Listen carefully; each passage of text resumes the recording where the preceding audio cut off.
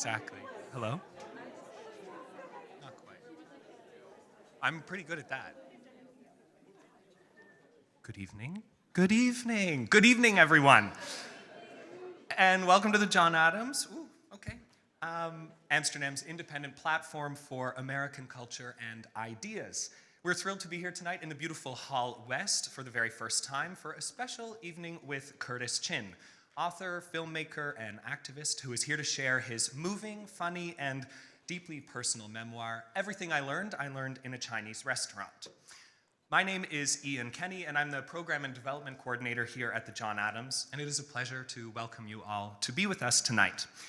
Before we dive into the appetizers, mains, and desserts for the evening, I wanted to prepare an amuse-bouche of sorts, a few words about our guest of honor to help set the tone for the evening. Curtis is a co-founder of the Asian American Writers Workshop in New York and a storyteller whose work spans memoir, journalism, film, and advocacy. Over the years, he's written for Bon Appetit, Disney, HBO, CNN, and PBS, and his voice remains sharp, timely, and full of heart. And his memoir is no exception. Everything I Learned takes us back to 1980s Detroit and into the heart of his family's restaurant, Chung's Cantonese Cuisine. And a fun fact, Curtis and his family estimate that about 10 million egg rolls were sold throughout the history of the restaurant. And I looked this up, that would roughly be 2 football fields worth of egg rolls if they were all laid end to end out on the ground. Or it would be a pile, a loose pile, roughly the size of a 2-story building. An amazing feat. And it's also where Curtis learned the value of hard work and where he first glimpsed the wider world through almond chicken orders, community elders playing mahjong in the back kitchen, and countless conversations with a wide array of characters, from the city's first black mayor to drag queens from the bar down the street, and all of them helping shape who he has become today. This book resists easy labels. It touches on Curtis's experience growing up gay, Asian American, and yes, even a young Republican in Reagan's America. All in a city facing, a long time ago, yeah. And all of that in a city facing big change at a time that might have been in some ways just as turbulent as our own. But the book is more than any one of those things. It's a story that reminds us we're all more than the sum of our parts, that we struggle and strive and figure out who we are, where we stand, and what makes us tick as people. And when I read it last summer in the middle of a big move to a village in the Dutch countryside from urban The Hague, I found comfort in Curtis's voice. His stories felt like old friends, even though they were from an ocean away, and resonating nonetheless with the here and the now. They're fierce, funny, and full of warmth, things I think we need a lot more of today. They remind me how much we need personal stories to make sense of big transitions, and I think you'd all agree with me that we are in a time of transition right now. So if you haven't read the memoir yet, I urge you to grab a copy tonight. I promise that it feels like you're sitting right there in the restaurant, chopsticks in hand, listening and learning along with Curtis and his boisterous and bustling family. It's a book about place, memory, identity, and above all, about finding joy and resilience even in uncertain times. So now, like any good meal, tonight has courses. So first, the appetizer. Curtis will begin with a short keynote, sharing more about his childhood and how this remarkable memoir came to be. Next, onto the main course, Curtis will sit down with the brilliant Lila Frank, journalist, podcaster, and longtime friend of the John Adams, for a conversation full of heart and insight. And we're also joined by multimedia artist Benjamin Lee, whose work explores diaspora and how the Chinese restaurants here in the Netherlands both work as real and imaginative spaces. His recent exhibition at Foam caught our attention, and we're really thrilled to have him here tonight to present his artistic work and tell us a little bit more about the projects and passions that motivate him. For dessert, of course, Curtis, Lila, and Benjamin will come together for a final conversation before we open up the floor to your questions. And yes, there will be a book signing at the end of the evening where you can pick up a copy of Everything I Learned and Benjamin's delightfully nostalgic Chinees Indisch restaurant sticker album. Absolutely a wonderful purchase. Now, as my grandmother used to say, there are too many cooks in this kitchen, so it is time for me to step out. I'll come back to you later with some closing remarks, and thank you all for being here. Curtis, over to you.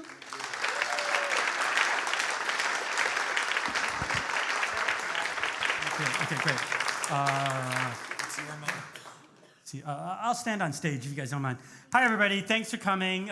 Big thank you to the John Adams Institute, to Ian, to Sean, to my host, Anne and Volter. I'm going to screw up the Dutch names. And to Ariel and Juniaro, is how do you pronounce the name? Sorry, for hosting a wonderful book club today. Happy to be back here in Amsterdam. Because I actually got to read from it before the book came out a couple years ago. So it's wonderful now that the book is out. It's sort of like a completion of that journey. I'm going to talk a little bit about the book, the prologue, and then, as Ian mentioned, we've got these other things coming up. One thing, though, Ian, you kind of ruined my opening because I usually start off by asking to people to guess how many egg rolls we sold in the Chinese restaurant. So I have to reorient my jokes and stuff like that based off of that. So it's okay. Okay. There are other jokes, hopefully. Anyway, my name is Curtis Chin, and I'm the author of this memoir called Everything I Learned in a Chinese Restaurant. And like the title says, I grew up in a Chinese restaurant, but I like to think of it as not just any Chinese restaurant. I like to think of it as the Chinese restaurant, in Detroit. And that's where the 10 million joke comes in, But it really was a wonderful place to grow up because I had all this delicious Chinese food. My family was there, despite the fact that my hometown in the 80s was going through a lot of difficulties. Anybody else here from, Michigan, but anybody else here from Detroit? Yeah, it was a really, really tough time, for Detroit. The auto industry was struggling. There was crack cocaine. There was AIDS. I personally knew 5 people murdered by the time I was 18 years old. But despite that, we had this fabulous Chinese restaurant in the inner city where my parents were able to raise me and my 5 siblings and teach us all the skills that we needed to sort of get on with our lives. And so for me, writing this book isn't just a thank you to my parents. It's also an acknowledgement to my hometown of Detroit, because I think a lot of people still think of Detroit in a very negative way. And I wanted to show that Detroit was still capable of producing good things, like me. The book is divided into 3 different sections of 8 stories each. For Chinese people, that's very superstitious, right? So 888. So there are 8 stories in elementary, middle school, 8 in high school, and then 8 in college. But I start out the book with a prologue that talks about my family's journey to Michigan. And there's 2 reasons why I wanted to start the book this way. The first is that if you read about the history of Asians in America, it's oftentimes based in California, right? Or the West Coast, maybe Hawaii, maybe New York, but you don't really think of Asians being in the center of our country as early as the 1800s. And so I wanted to honor that history. The second reason is that I don't think you can know a person's story unless you know the family's history, because so much about the values that you have, the things that you think about, the things you dream about, really are shaped by them, right? And the things that they think about. And so, I also wanted to pay respect to that. So we're going to start off with me just reading the first page of it and talking a little bit about my family. Okay. Everything I learned in a Chinese restaurant. Welcome to Chung's. Is this for here to go? Armed with a smile and a red waiter's jacket with a perpetual plum sauce stain. That's how my dad greeted any new face who entered the lobby of our popular Chinese restaurant in Detroit. Interestingly, my great-great-grandpa, Gong Li Chin, had faced the same question in the late 1800s as he stood cold and alone on a rickety dock in Guangzhou, China, trying to decide his future and that of his young, impoverished family. For here or to go? For here or to go, as I got older, it was a question I asked myself. Starting in our restaurant's long and open back kitchen, where my family made some of our most popular items, including the tangiest barbecue pork and best-smelling almond cookies, my mom taught me my first lessons. Before diving into math, English, and geography, she began with a little American history, tales of elders and ancestors, our family as prologue. And so the prologue follows my great-great-grandpa's journey and how he moved from Canton, China to Canton, Ohio, before realizing there weren't actually Chinese people there. And then he moved up to Detroit. At that time, the auto industry was just starting. He tried to get a job in one of the factories, but there was a lot of discrimination that those early Chinese immigrants faced. And so he wasn't able to secure a job. The only type of work he could find was working in the hand laundry. So he took a job there luckily saved up enough money to eventually open up his own laundromat. And why that fact is so important is because at some point the United States enacted this thing called the Chinese Exclusion Act, which I think maybe some of you guys have heard. It's been in the news lately. But it basically barred any immigration coming from China. It was the first time the U.S. ever did that to any population. But there were two exceptions in this law. The first one was if you were a student, and the second one was if you owned your own business, right? Because it was primarily an anti-labor law. And so the fact that he owned his own business allowed him to also bring over his son and then eventually his grandson. And that's how my family was able to have these long roots in America. And so the prologue continues. You know, he eventually opened up a grocery store in the 20s. In 1940, he opened this restaurant called Chung's, which is where I grew up, a fabulous restaurant. Right off the bat, you know, it was really, really popular. You know, everybody ate there. The mayor, the pimps, the prostitutes. Like I jokingly say, rich, poor, black, white, gay, straight, they took anybody's money, basically. And the prologue goes all the way up until the 60s. At that time, the United States was going through the civil rights struggle, and so there was like a lot of violence all over the place. And Detroit got hit particularly hard, right? There was violence in the streets, buildings were being burnt down, people were being killed. The National Guard actually had to be called in, right, to quell the violence. And they basically shut down the city for 5 straight days. And you know Chinese restaurants, right? They don't close for 5 days ever, you know. But they had to close the restaurant. But during those 5 days, my parents also managed to find time to have sex. And 9 months later, I was born as their riot baby. And so people ask me, like, oh, why do you talk about social justice so much? And I always say, like, well, without that incident, I probably wouldn't be around, so I kind of have to do it. And so that's what this book about. It's about having this crazy childhood in this fabulous restaurant and all the wacky customers that we meet along the way, whether it's an Oscar-winning actor to literally the drag queens, you know, in the drag bar 3 doors down from us. And it's been such an amazing journey. My day job is actually writing TV and film, right? And I never thought that I would write a memoir, but I just started collecting these stories for my family, you know, because my siblings started having kids. And I just thought, and we don't own the restaurant anymore. And I just thought it'd be really sad that they wouldn't know about this history, this long legacy of our family. And I just started collecting stories for them. And eventually I was putting so much effort into it, I was like, you know, I'm spending a lot of hours on this. I should probably get paid for it. And so that came a whole new conversation of, well, how do you write a book and how do you sell it? I have to say that I feel very lucky, you know, because the journey for me has just been so exciting. I mean, it took me a long time to find an agent to sell the book, but when I did, I found the right one. She was able to, like, you know, find the right publisher, Little Brown, and the book came out in October 2023. And already the book is in its 3rd printing, which is really fast for books. You know, I've done over 300 of these events, everywhere from Korea to Germany.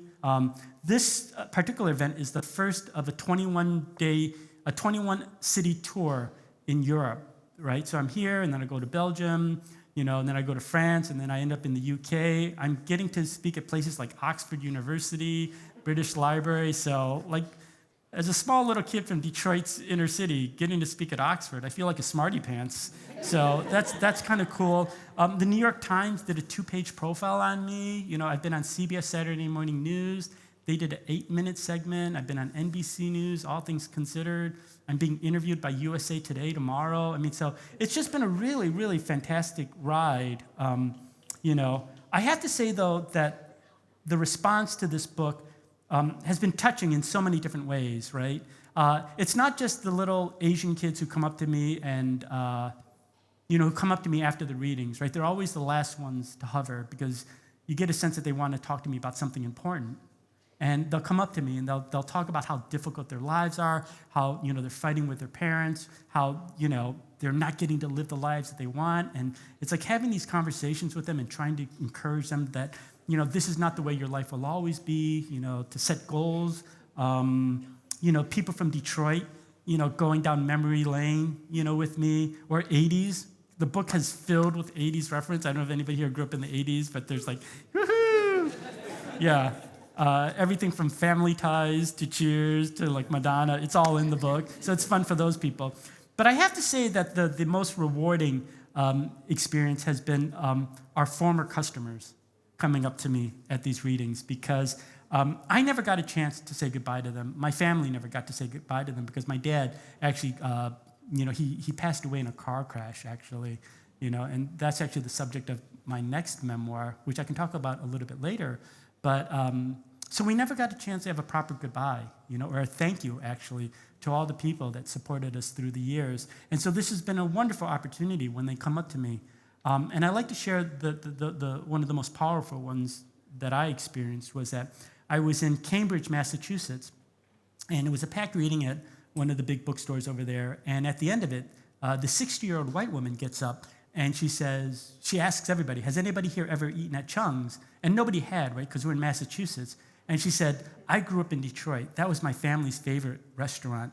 We went there every Sunday night, And then she said, I told my mom that I was coming to this reading by one of the kids from Chung's. And her mom, who has dementia now, started recounting all of our dishes in vivid detail. And she said for the first time in a long time, she felt like she had her mom back. And the reason that's so heartwarming to me is because, through those years, as I saw my parents struggling for us, I always knew that my parents were sacrificing for us, that they were giving a lot to make sure that their kids had a better life. What I didn't realize that my parents were also sacrificing because they wanted Detroiters to have a better life. Because remember, at that time in our city's history, so much was disappearing, so much was dying out, fewer and fewer places for people to go and have a sense of normalcy, right? Of just having a simple meal, having a nice evening out. But my parents really tried to keep open as long as they could to provide that for the Detroiters. And so for me, this idea of understanding, that for my family, the idea of family extended beyond just our biological family. It was the Detroiters. We were all a family. We were all a community working together. And it just gave me even more respect for my parents and what they were doing. Again, not just for me and my siblings, but for everybody in Detroit who got to experience our restaurant, but who also supported us. So I don't suppose there's anybody here who ever ate my family's restaurant, but if you were, I would say thank you to you. So, so that is the book. And I'm looking forward to a really wonderful conversation tonight. We good? Okay, great.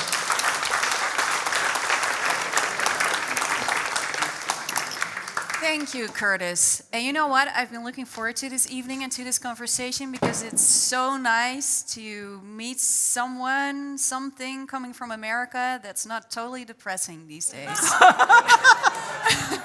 It's okay. I go home and cry. Yeah. Thank you. And man, you grew up with a lot of love. Yeah, I think so. I mean, I felt loved. Yeah. It was crazy. The Cass Corridor, the neighborhood that we grew up in, which was Chinatown was part of, actually was part of the 5th precinct in Detroit. It was actually the most crime-ridden neighborhood, just by stats alone. But at the same time, I always felt very safe there because we had this one little intersection, where people looked out for each other. Yeah, and we'll talk more about Detroit later on, for sure. There's what I really enjoyed about this memoir is that there are so many stories in there about, the human experience and about the American experience, and they're all packed in this little memoir. And I want to sort of unpack a couple of those stories. But I definitely want to start with little Curtis and the family, because that's you, right? Which one? Isn't it? That's me, you? and the one sucking my thumb. There we go. Yeah. And then for some reason we cut off your brother there. Yes. Yeah. You also said there weren't many. It's okay, we didn't get along. Okay, well. Yeah. Do you want us to cut off anything else? No, it's fine. Okay. You just told me that you don't have a lot of pictures of childhood. How come? Part of it was a time period, right? Back then, we didn't have cameras, right? So we didn't take pictures. And then also when you're working in a Chinese restaurant nonstop, you literally never think about these things. And I don't have a single picture of me in my waiter's uniform working in the restaurant. I don't have a single picture of our dining room. It's crazy. Not even of the dining room itself with customers or just your family members? I think we have a couple stage shots over Thanksgiving, and there was a couple random days in all those 18 years where we just happened to have a camera. Right. And so we have a few photos, and that's where that one came from, I don't even remember why that particular day someone had a camera, but I have like maybe 6 or 7 photos from that day, but Yeah. very, very few. But on one hand, it's kind of sad to not have these pictures, but on the other hand, if the alternative is what young people grow up today, where their whole lives are documented, I think I'd rather have this. Well, and also, Yeah. you have the book. It's a fine line, right? To write about people that are close to you, especially if they keep close to themselves. How did your family respond to the book? Well, I said this joke earlier, was that, my family has not read the book, nor do they plan to read the book. None of them? Or they secretly might have? People have this theory, but no, my family doesn't read, so no, they didn't read it. But my sister says she has 0 interest in learning about my sexual awakening. And my brothers are like, well, that's your version of the history. And so they're both totally right about it. But I also say that I do know they support me because every time I post something on Facebook, they do hit the like button. So that means that, they do approve. But do you talk about it? Do you talk about growing up in that time in the restaurant and what it was like? Like deja vu type stuff? Well, or just what was it like for you type of stuff? No, I mean that's the beauty of a memoir, is that it actually forces you to sort of have these moments. So I actually advise anybody that wants to get closer to your family, particularly a parent or something, just tell them you're writing a memoir, because then you can call them anytime you want and just ask them the most awkward questions, and they never question it. Oh, so you did do that. I did do that, and my mom was very, very open, because my mom did feel like she wanted her story told. And so, no, she was more than generous with her time. And, one of the byproducts of this process is that it did make me closer to my mom. Yeah, and she's a big part of the book, a big character. And your parents were really hard workers, your mom and your dad both. Yeah, I feel like maybe I should read that story about my mom now then. Go for it. Okay, so I'm kind of a mama's boy. So this is the story that I like. There are more in the audience, I know that. Other mama's boys? Just unite. Thank you. You? Okay. All right. So to sort of set the scene again, this is the 80s. As a gay kid, it was very hard, right? Because AIDS was ravaging the community. Anytime you saw anything about a gay person in the newspaper, they were probably in the hospital and dying, and the story about how they'd been kicked out by their family, right? So that was one end of how I saw my future.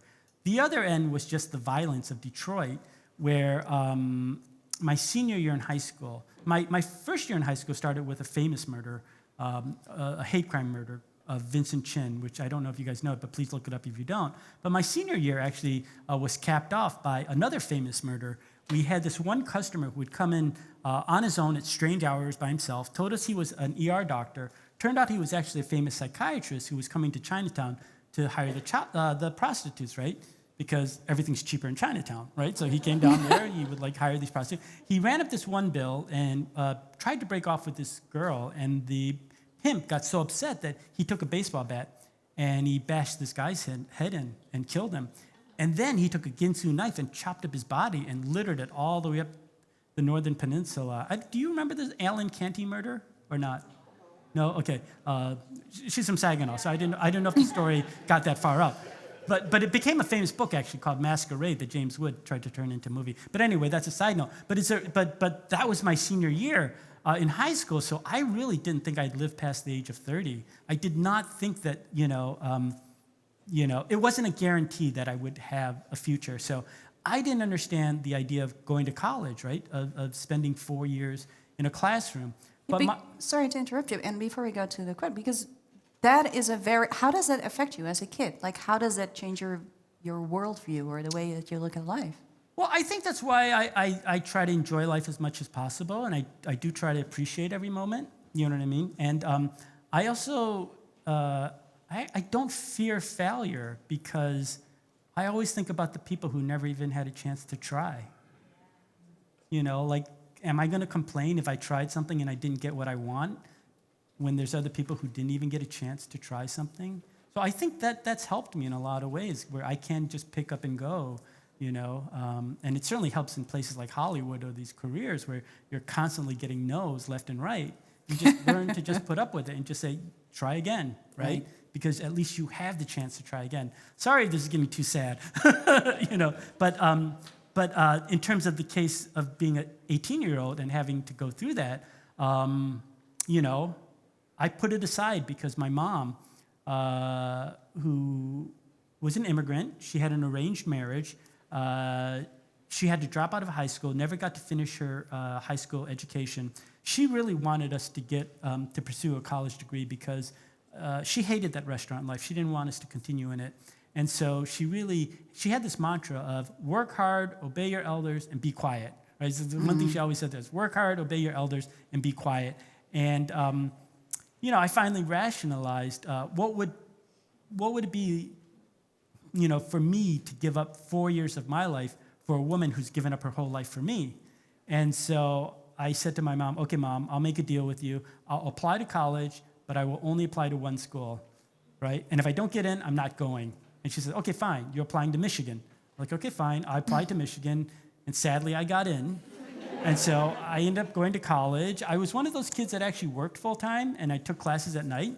And when you're looking at the course catalog, you realize that at night there are a lot of poetry, creative writing classes, right? I don't know why, but there are. So I started taking these poetry classes, and then I did the math, and I said, okay, if I did poetry writing, and if I only wrote haikus, I could graduate in fewer than 500 words. And that was my whole plan for graduating college.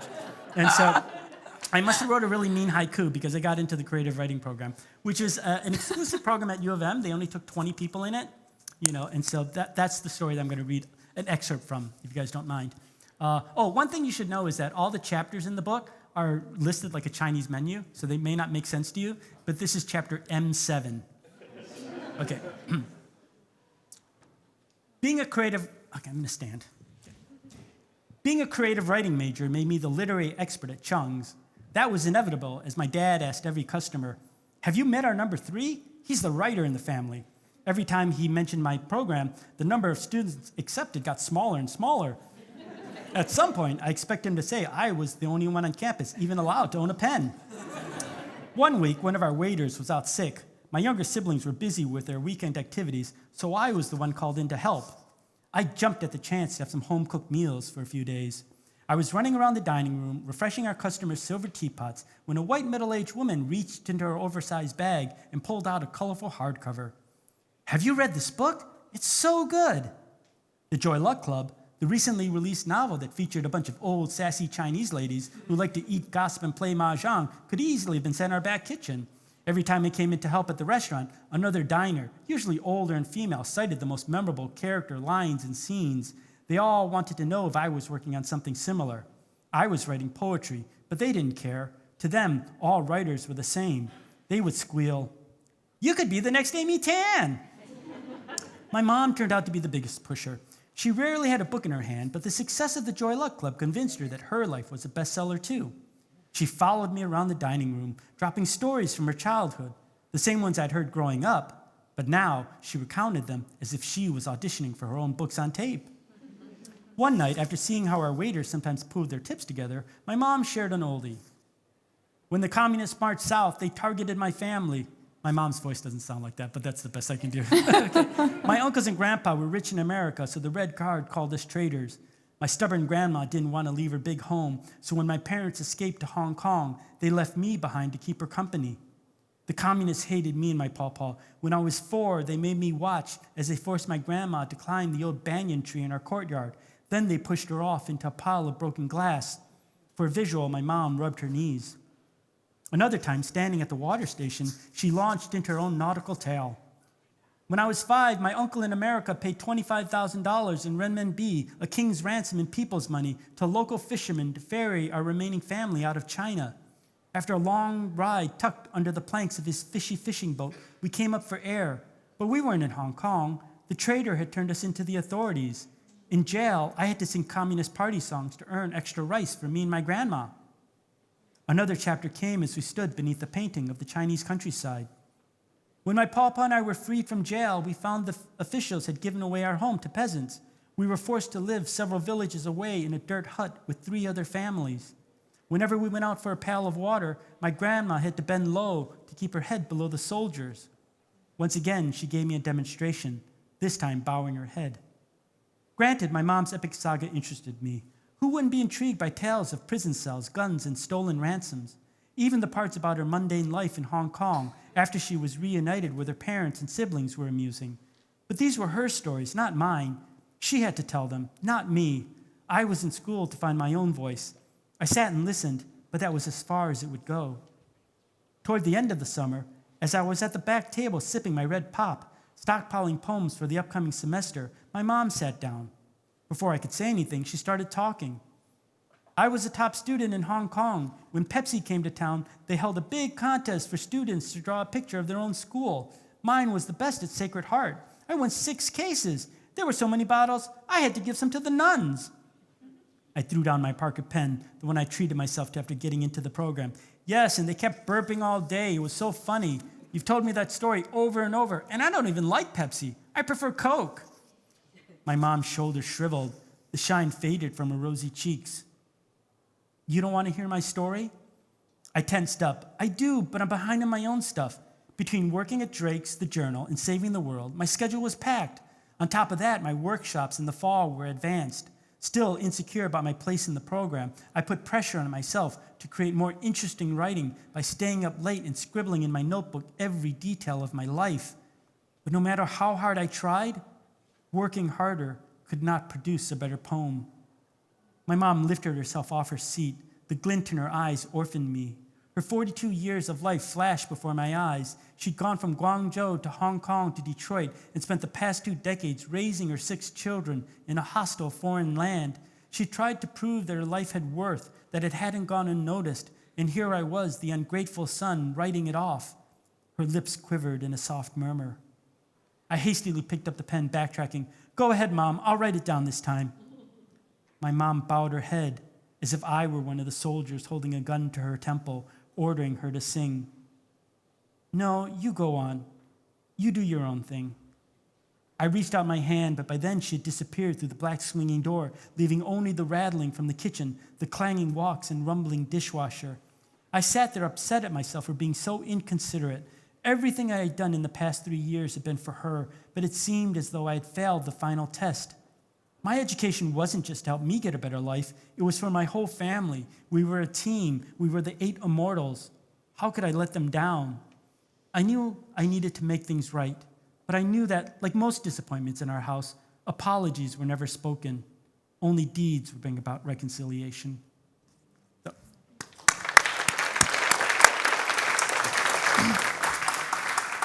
Took me 30 years, but I finally told my mom's story. I wanted to say, did it make it right?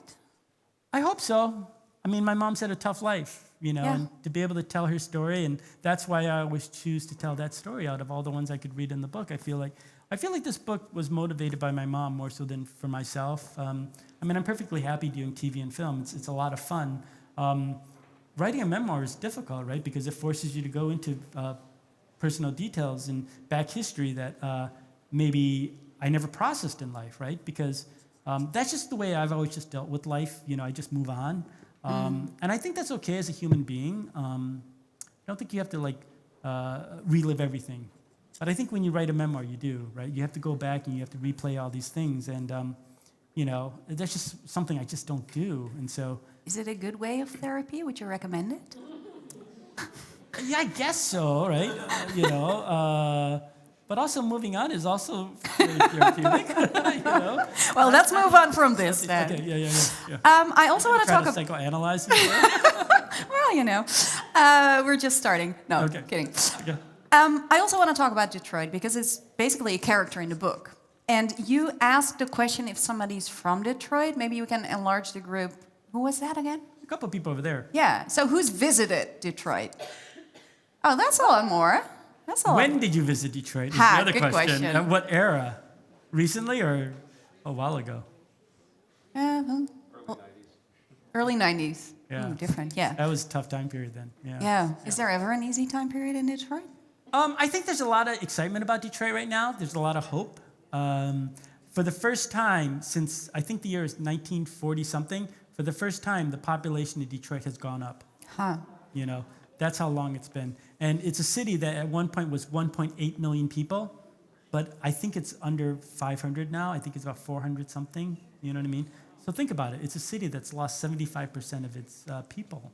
I was there for the last time, I think 6 years ago, and I did a story about Detroit 5 years after going bankruptcy, and I will never forget that one person told me, you know what it is about Detroit? If you've lost everything, you have nothing left to lose, and that opens a world of possibilities.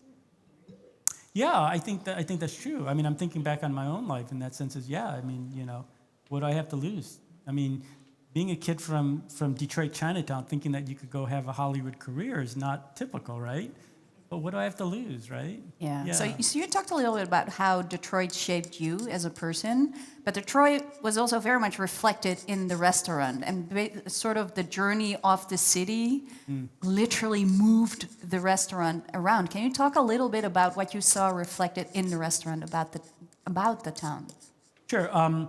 First, I'm going to finish the thought from what you said before, because I thought about this like in my own life, because sometimes you go through life and you just have a reflective moment. So just to show you how far my journey in life has been, so in 2008, I served on Barack Obama's Asian American Leadership Council, so not a Republican. Not a young Republican We will get anymore. back to your Republican roots, though. And so as a reward for that, I got invited to the White House with my husband. And as I'm standing there, getting to meet the president, and the first lady, I just thought like, wow, given from where I started off to be here in this White House with them, it just was really, it just made me feel really, really good about things. But it's also why, even though our country's going through a lot of difficulties right now, it's why I fundamentally believe in the promise of America. I have this really optimistic optimism, about our country and what it can become. Not saying it's a reality, but... What does this phrase mean to you these days, the promise of America, though? I mean, it's a concept, right? I mean, it's what we think, what it means to be living in a multicultural society, right? Where opportunities are available to everybody, and there are challenges with it, but there are also benefits. And I was at the University of Amsterdam today, and I was talking about this in the class, is that, when you live in a multicultural society, you are going to have things like racism. You're going to have, anti-Semitism or anti-religious bigotry. You're going to have homophobia. You're going to have these things because we're all coming from different backgrounds with different values, different traditions, different, perspectives on the world. We can't expect to know everything about each other or to be perfect in our understanding, right? There's going to be some misunderstanding. And sometimes those misunderstandings lead to, problematic situations like racism, et cetera, et cetera. But for me, I think that the benefits of living in a multicultural society and the potential for greatness because of that makes me feel like, occasionally encountering racism every now and then is worth it. It's a small price to pay for the potential later on of if we can all get along, if we can all learn from each other, if we can all eventually find ways to benefit from each other. I think the problem that we have in this country right now is that when these situations happen, when people of different backgrounds run to each other, do we see these as learning opportunities, or do we see this as situations where we have to put up our defenses and guards and, saying bad things about each other? And it's unfortunate that we're in the latter right now, but if I just switch is fine. So what did the restaurant teach you about those challenges? Well, so people ask me, like, given the title of your book, what's the greatest lesson that you learned working in the Chinese restaurant? And I always say it's a lesson that my dad taught me. So when you're a young kid, oftentimes your parents will say, don't talk to strangers. My parents gave me the exact opposite advice. They said, talk to strangers. Not the creepy kind, but you know what I mean? Like, the people sitting in our dining room, right? Because my dad was a kid from Chinatown. He never went off to college. He didn't know what opportunities existed outside the four walls of that Chinese restaurant, but he knew that he had a dining room full of people he did. And so anytime he met somebody that he thought, had a good job or just seemed really, positive. He'd call all 6 of us kids to run over and barrage these people with questions of like, what do you do for a living? How did you get your job? How much money do you make? And just this idea of being able to talk to people that are different from you, being able to ask questions when you don't know the answer, or being able to ask for help when you need help. I think these are fundamental principles that really have guided me and opened up opportunities for me because, again, I am a kid from Chinatown. My world is very small to begin with. But how do I open up that world? How do I give myself opportunities out there? And part of it is this ability to connect with people, the ability to listen to other people and meet them where they're at. Yeah. And I think that's partly what my dad was trying to teach me. Yeah. So Detroit has been very formative for you. It also has a special place in politics in the US. Oh, yeah. So I want to do a little pop quiz with you.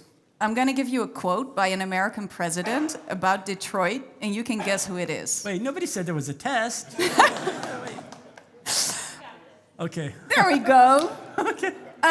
So let's start with this then. Detroit is a testament to American innovation and a free enterprise system.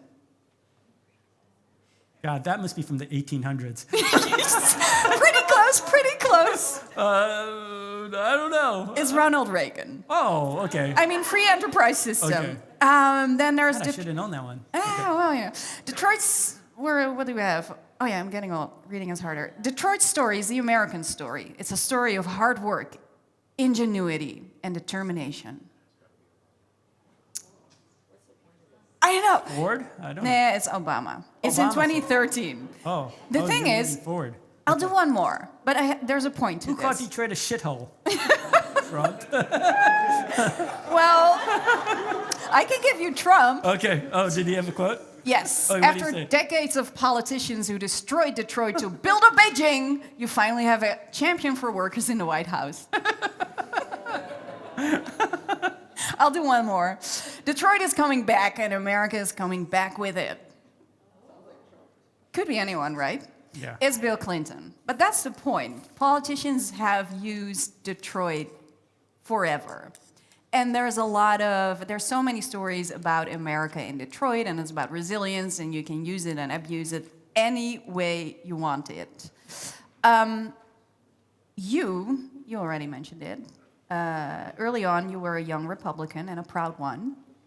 How did Detroit make you into a young, proud Republican? Okay, in my defense, Go for this it. was the 80s. It was a very long time ago. Reagan was this guy who comes on, and he's got this rah-rah thing. And at the same time, my family had moved from the inner city to a neighborhood that was 98% white.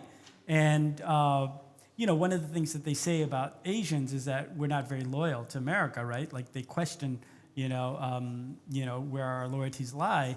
And so thrown into this new situation with all these white kids, I was like, I'm not going to let any of them question my patriotism. So I'm going to out-white all these white kids. And so I was like class president of the National Honor Society. I started the Young Republican Club, Students Against Smoking. Margaret Thatcher was my imaginary girlfriend. Like, I was a total right-winger. I was awful. But I've changed, But but that's the thing, right? You tried to belong to the club, but did it help?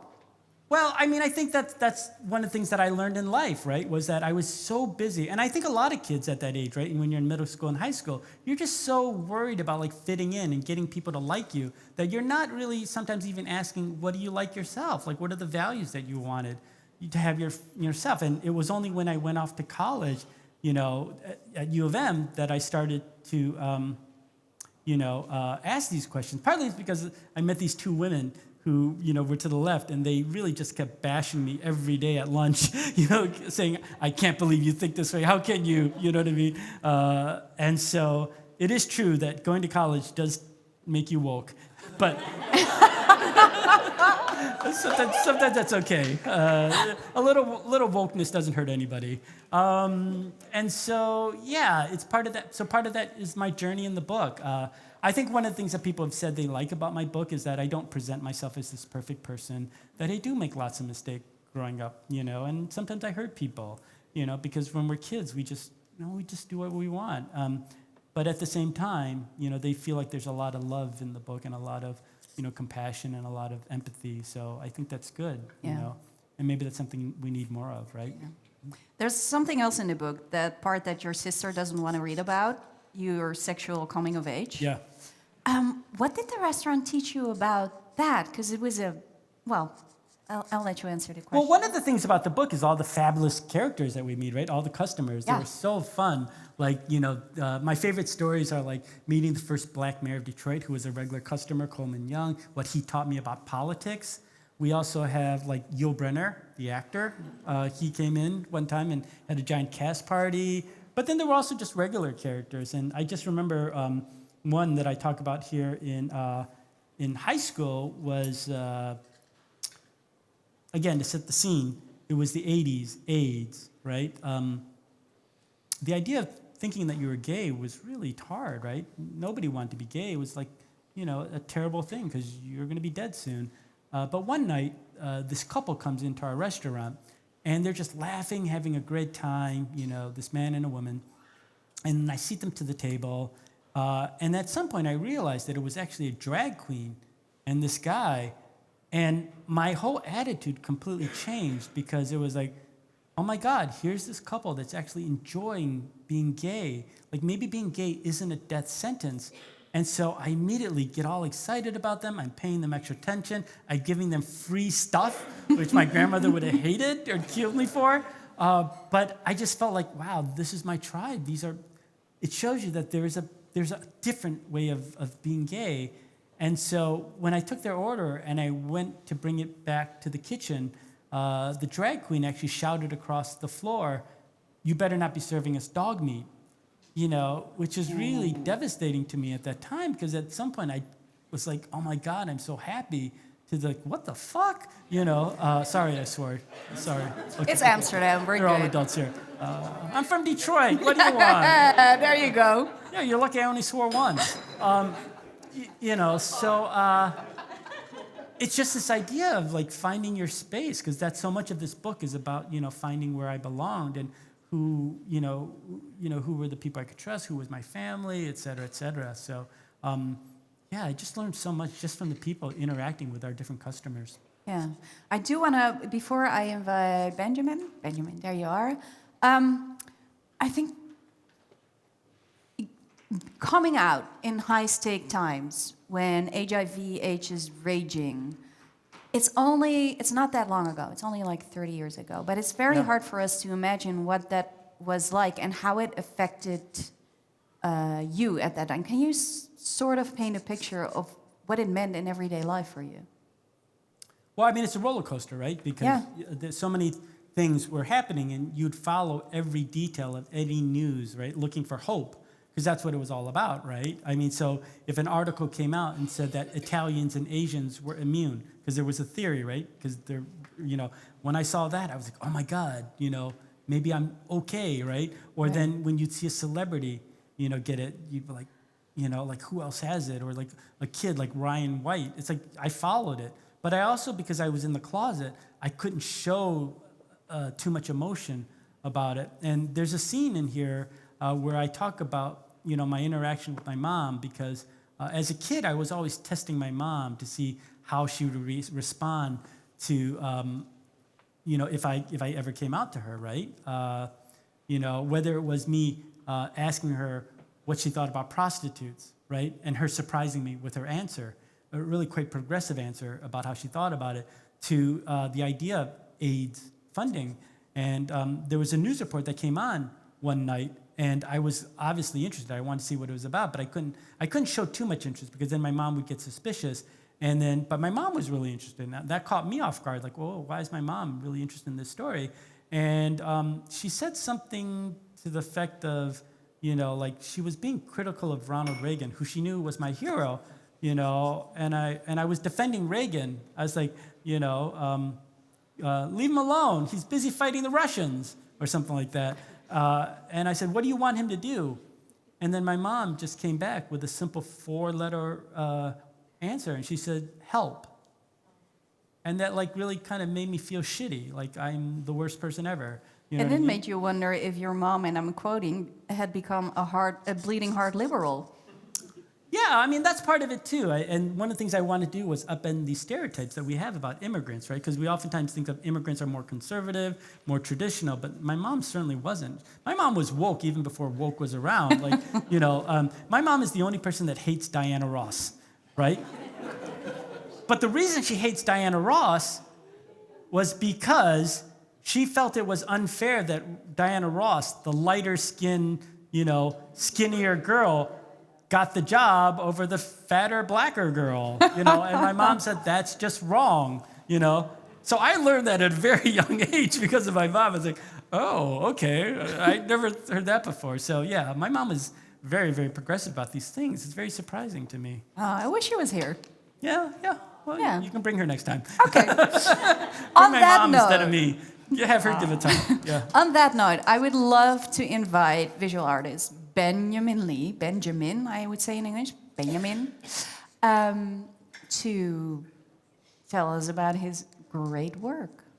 Can we do a quick selfie first? Oh, you want to do a selfie So first? this is something, Yes. Benjamin, you can join us for this. So if you follow me on Instagram, you'll see that this is something I've done at almost all 300 of my events. So it's very staged. So if you could help me out. Oh my You can God, carry there one is book. a... You can there, hold one. If you both stand behind them. Okay, you... Are we good? Is this how you want it? Okay. I hope I got everybody in there. If you have a copy of the book, you're welcome to hold it up to you.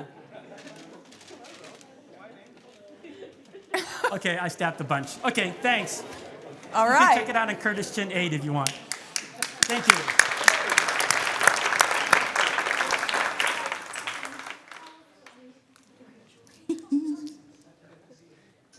Was he doing a presentation? Yes.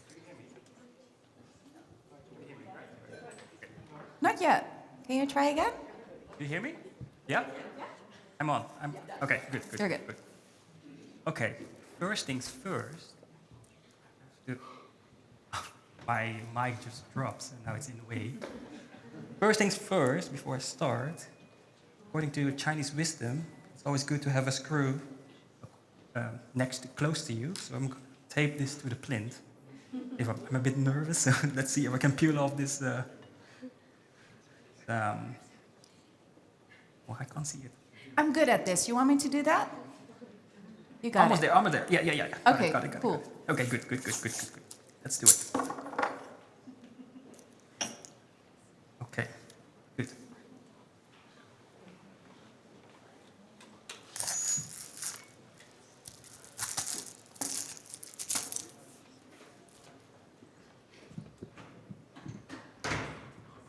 Okay. I wish I could say everything I learned in a Chinese restaurant.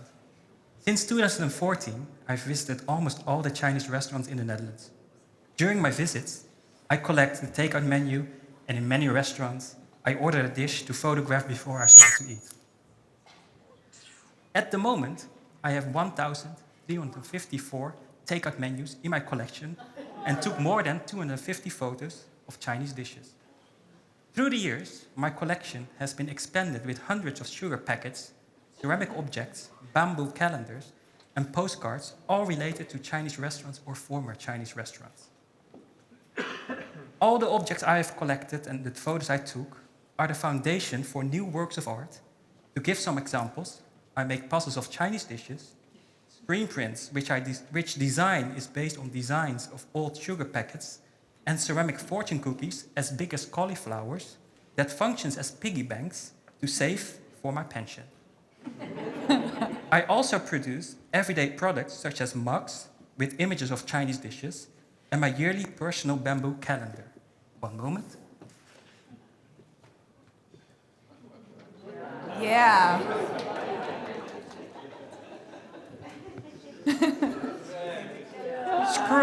Don't screw me now. Okay. In May 2024, I published het Chinees-Indisch restaurant sticker album, which is an homage to my family and the broader Chinese restaurant community in the Netherlands.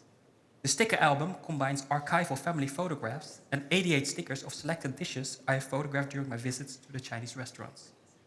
The publication also contains my essay that dives into the history and development of the Chinese restaurants in the Netherlands, but also tackles racism and stereotypes the Asian community at times is faced with. I talk about COVID-19 and how it ignited a new wave of anti-Asian sentiment worldwide. I weigh and question my own position as an artist and reveal my family background and the difficult decisions they had to make to earn a living. My work from the past 10 years is deeply personal. Many members of my family, including my parents, have worked in Chinese restaurants as a way to earn a living and provide opportunities to their children and families left behind. To me, the Chinese restaurant is a place of resilience, care, and creativity, and it saddens me to see that at times the restaurant and its people are being mocked. With my work, I invite you to reconsider the cultural value of all Chinese restaurants. I wish I could say everything I learned in a Chinese restaurant, but my parents decided differently. When I was born, my parents made the difficult decision to have me and my two younger brothers raised by a Dutch foster mother. For the next 12 years, I was with my foster mother and only saw my parents in the weekends. I have not spent much time in the restaurant of my family, nor is my Chinese language developed to a point that I can speak fluently and without hesitation.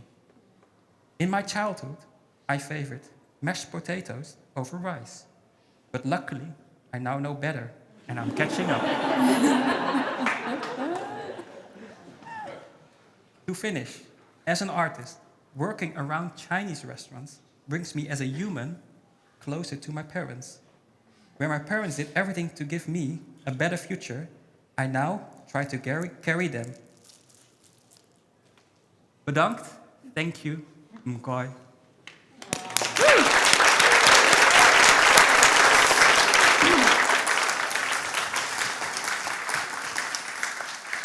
Benjamin, I would love to invite you yes. to the stage and invite Curtis back. Where do you want me? You can sit in the middle. There we go. That was great. Thank you. Thank you. Yeah. Yeah, chop choy. There we go. Thank you. Curtis, what did you see in here? Well, I mean, it's really interesting because, I've met so many other Chinese restaurant kids on my journey now. I feel like we should form a club. Because there's so many similarities, regardless of what culture or what country, and even some generation. One of the things that my family did do, after, maybe I'll take a step back and talk about my dad's passing, because it's leading up to the new book that I'm working on. So in 2005, I was writing for the Disney Channel. I did this terrible phone call that my parents are in a car accident back home in Detroit. My dad passed away, and my mom, was severely injured. My brother Chris, the golden child in the book, right, he's a doctor in Los Altos Hills, immediately whisks my mom out there to help her recuperate.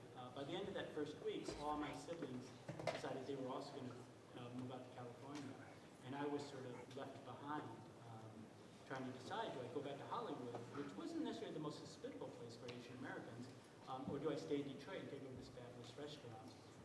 And so that book is called Leftovers, and so I just sent over the sample pages and the outline to my agent yesterday, so hopefully, she'll like it and send it back to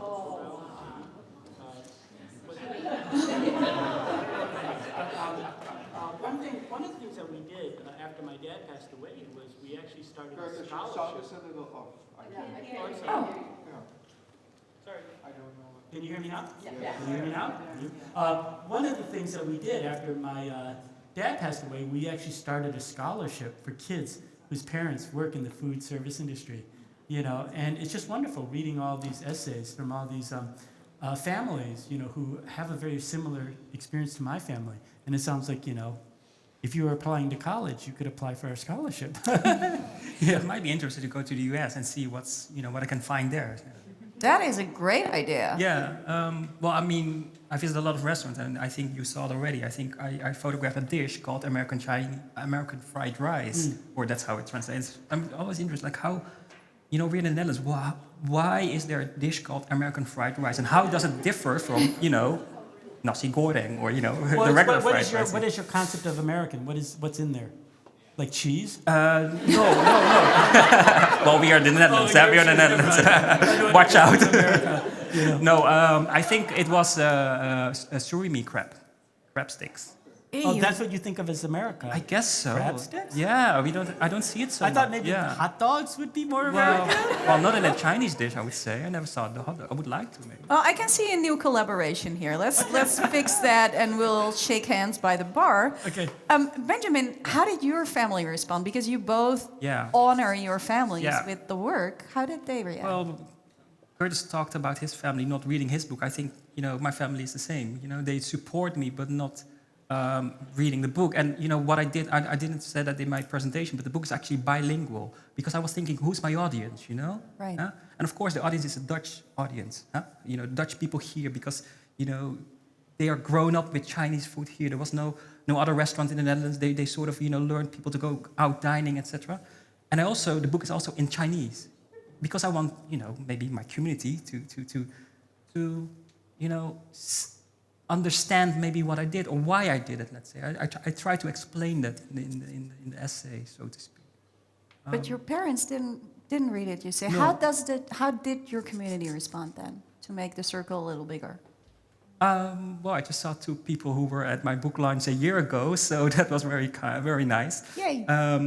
I think they embrace it. I mean, I did a crowdfunding for my book. It's fully crowdfunded. How do you say that? And I saw in this crowdfunding, I could see from the emails, let's say, where they're coming from. Of course, I'm an artist, so, you know, of course, my artist friends, family, but I also saw many people from the Chinese community supporting my book. So also to my exhibition in Foam, I got so many messages from people from the, you know, let's make it a bit bigger, the Asian community, that really were happy that I was doing the work that I did, or the work that I do.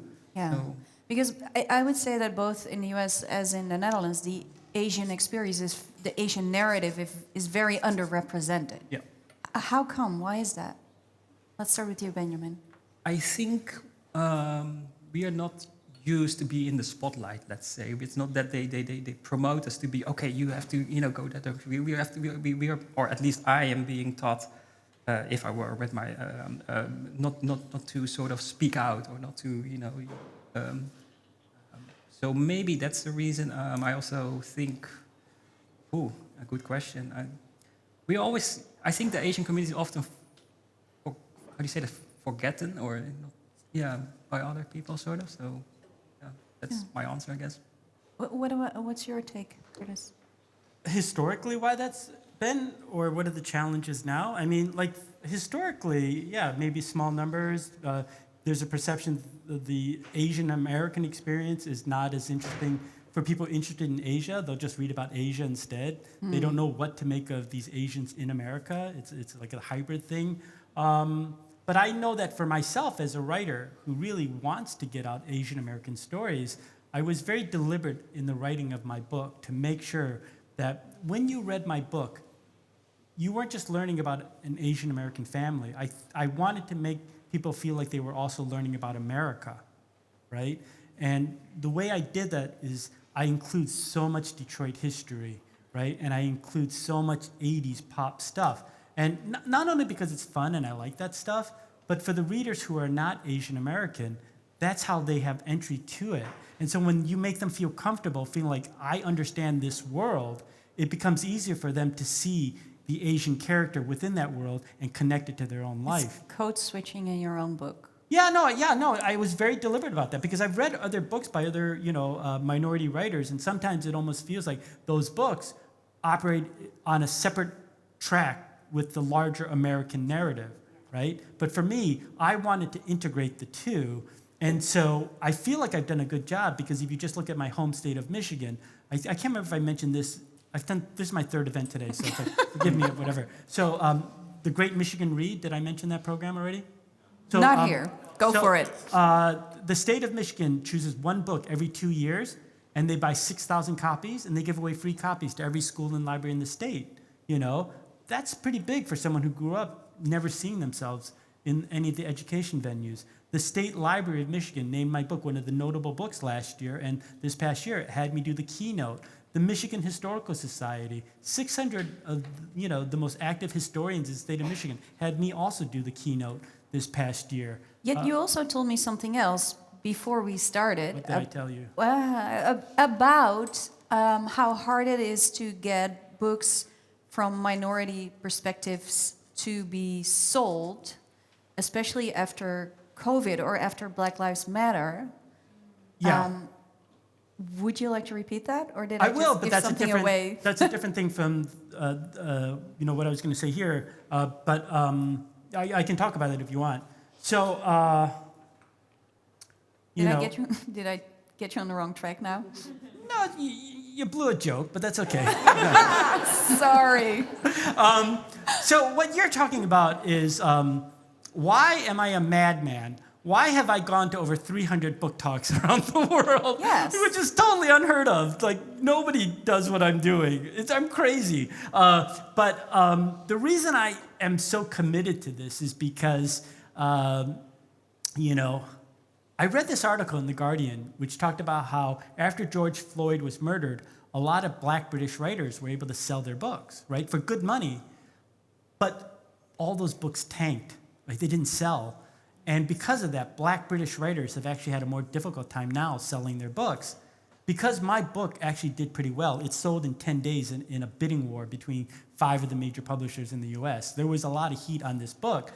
I didn't want that situation to fall upon other Asian American writers too. I didn't want the publishing industry to be able to say, hey, look, we tried it. We bought a book by an Asian American writer, but there's no audience because they're not buying these books.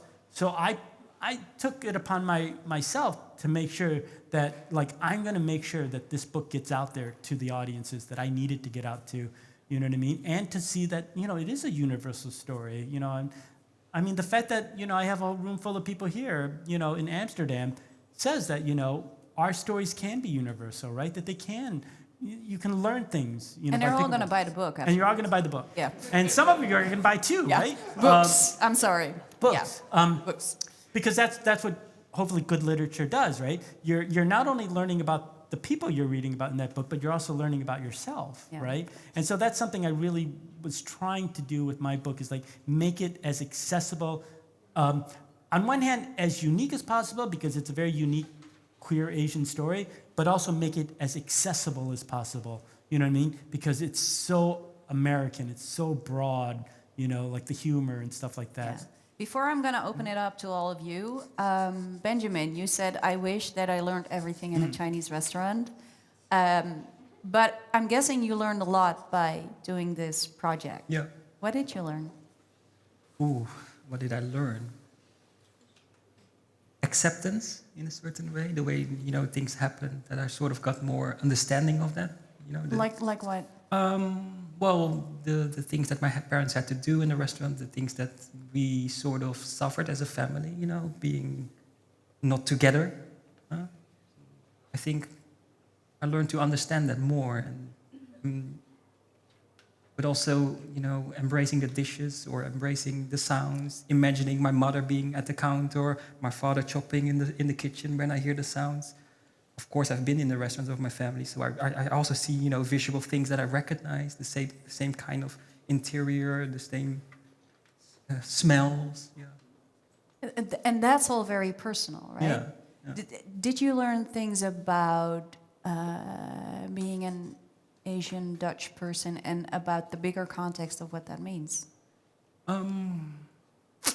Well, I don't want to be unaware, so I try to read books about, how these Chinese people came to the Netherlands. That we didn't came here to open restaurants. We were here to work in the harbors in Amsterdam and Rotterdam and fill in the gaps because there was a strike. And then because of the Dutch colonial past, and then a lot of people came back from Indonesia when Indonesia became an independent country. A lot of people came here, so then the flavor actually started to emerge.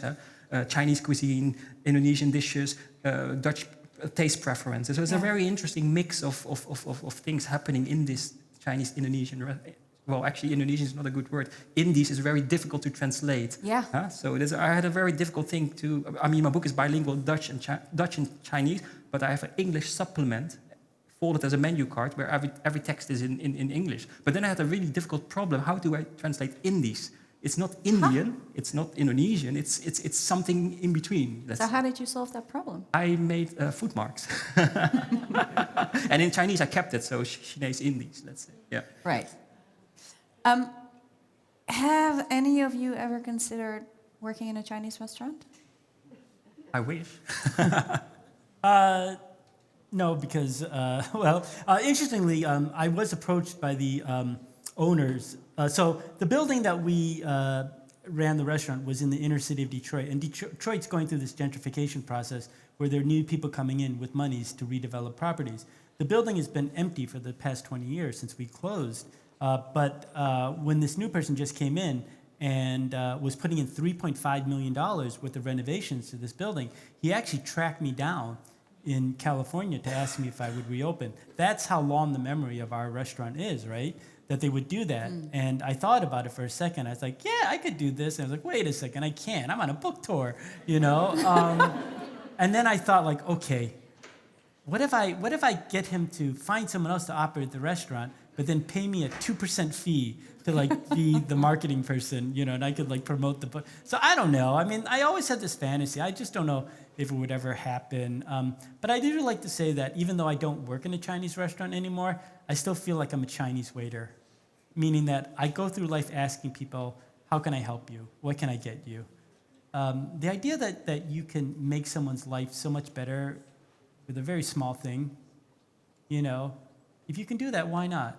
You know, if the small interaction that you can have with someone during the day can make it better for them, why not? If it's not that much trouble for you. So I feel like that the generosity that my dad taught me, like in terms of making sure that people were well fed, well taken care of, very small things. It's not that hard to make people happy.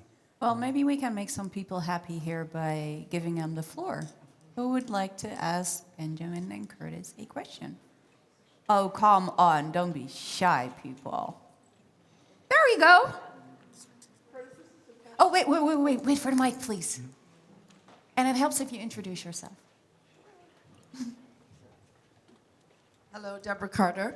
I have not read your book. I just bought it, and I purposely didn't read it because I wanted to hear your story from you first.